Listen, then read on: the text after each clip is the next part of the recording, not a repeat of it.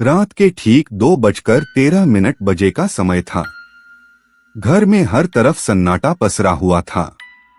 खिड़कियां बंद थीं, फिर भी अंश को बार बार ऐसा लग रहा था जैसे उसके कमरे में हल्की ठंडी हवा घूम रही हो। उसने इसे इग्नोर किया और मोबाइल चलाने लगा, लेकिन तभी उसके दोस्त राहुल ने धीमी आवाज में कहा, भाई तूने कभी ब्लडी मेरी वाला गेम खेला है? अंश हंस पड़ा और बोला, अरे वो बचपन वाली बकवास। आईने के सामने नाम बोलो और भूत आ जाएगा।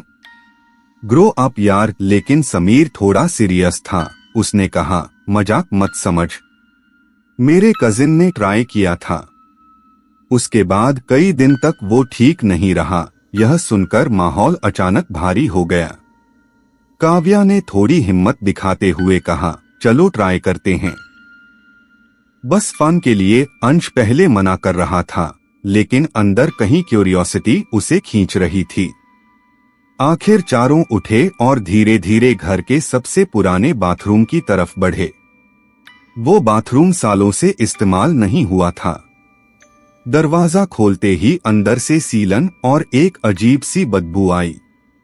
दीवारों पर काले धब्बे थे और बीच में एक बड़ा पुराना आईना लगा था, जिसकी सतह थोड़ी धुंधली थी। उसमें देखने पर रिफ्लेक्शन थोड़ा अजीब लगता था, जैसे सब कुछ सही होते हुए भी कुछ गड़बड़ हो। राहुल ने दरवाजा बंद किया और बोला, लाइट्स ऑफ करो। जैसे ही लाइट बंद हुई, पूरा कमरा अंधेरे में डूब गया। फिर समीर ने एक मोमबत्ती जलाई। मोमबत्ती की लौ अजीब तरह से हिल रही थी, जबकि कमरे में हवा का कोई सोर्स नहीं था। काव्या थोड़ा डर गई और बोली, मुझे अच्छा नहीं लग रहा। राहुल ने हंसते हुए कहा, रिलैक्स, कुछ नहीं होगा। समीर ने धीरे से कहा, रूल है। आईने के सामने खड़े होकर 3 बार ब्लडी मेरी बोलना है। चारों आईने के सामने खड़े हो गए। मोमबत्ती की रोशनी उनके चेहरों पर अजीब शैडोज बना रही थी। अंश ने आईने में देखा तो उसे एक पल के लिए लगा कि उसके पीछे कोई खड़ा है। उसने तुरंत पीछे मुड़कर देखा, लेकिन वहां कोई नहीं था। उसका दिल थोड़ा तेज धड़कने लगा, पर उसने कुछ नहीं कहा। राहुल ने कहा, चलो शुरू करो। सबने एक साथ पहली बार कहा, ब्लडी मेरी। कुछ नहीं हुआ।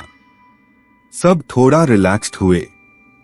फिर दूसरी बार उन्होंने कहा, ब्लडी मेरी। इस बार आईने की सतह पर हल्की धुंध बनने लगी, जैसे अंदर से कोई सांस ले रहा हो।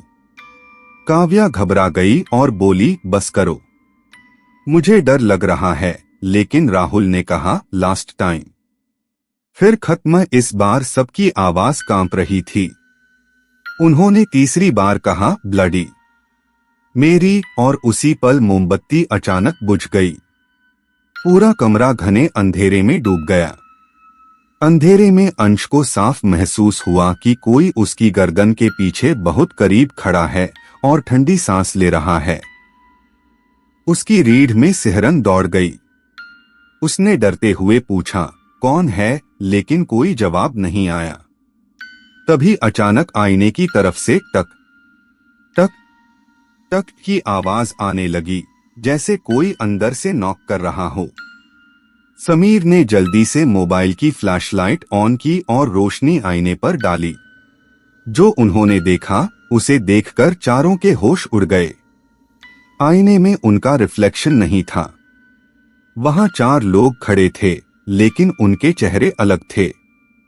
उनकी आंखें पूरी काली थीं और उनमें से एक लड़की धीरे धीरे मुस्कुरा रही थी। उसके होठों से खून टपक रहा था। काव्या जोर से चीख पड़ी, ये क्या है? अंश पीछे हटना चाहता था, लेकिन उसके पैर जैसे जमीन से चिपक गए थे। आईने के अंदर वाली लड़की ने धीरे से अपना सिर झुकाया और बहुत धीमी आवाज में कहा, तुमने मुझे बुलाया? राहुल घबरा गया और भागकर दरवाजे की तरफ गया। उसने दरवाजा खोलने की कोशिश की, लेकिन दरवाजा खुल नहीं रहा था। ऐसा लग रहा था जैसे किसी ने बाहर से उसे कसकर पकड़ रखा हो। समीर भी उसके साथ दरवाजा खींचने लगा, लेकिन कोई फायदा नहीं हुआ। तभी अचानक आईने पर एक जोरदार दरार पड़ी। क्रैक। उसी पल समीर दर्द से चिल्लाया। उसके हाथ पर गहरा स्क्रैच बन गया था, जैसे किसी ने नाखून से जोर से काट दिया हो। लेकिन वहां कोई था ही नहीं। अब आईने में दरारें बढ़ती जा रही थीं और अंदर वाली लड़की धीरे धीरे उनके करीब आ रही थी। उसका चेहरा अब साफ दिख रहा था, सफेद त्वचा, लंबे काले बाल और पूरी तरह खून से भरी आंखें। उसकी मुस्कान अब और डरावनी हो गई थी। वो अब सिर्फ देख नहीं रही थी, वो उन्हें पहचान रही थी, जैसे कोई शिकारी अपने शिकार को देखता है। काव्या रोने लगी। हमने ये क्या कर दिया? अंश पूरी ताकत से चिल्लाया। सब भागो। जैसे ही उसने चिल्लाया, उसी पल दरवाजा अपने आप खुल गया। चारों बिना पीछे देखे भागे और सीधे कमरे में जाकर दरवाजा बंद कर लिया। सबकी सांसें तेज चल रही थीं, दिल जोर जोर से धड़क रहा था। कुछ मिनट तक कोई कुछ नहीं बोला। फिर धीरे धीरे माहौल थोड़ा शांत हुआ। राहुल ने कहा, शायद ये सब हैल्यूसिनेशन था, लेकिन उसकी आवाज में खुद डर साफ था। अंश पानी पीने के लिए उठा। उसके हाथ अब भी कांप रहे थे।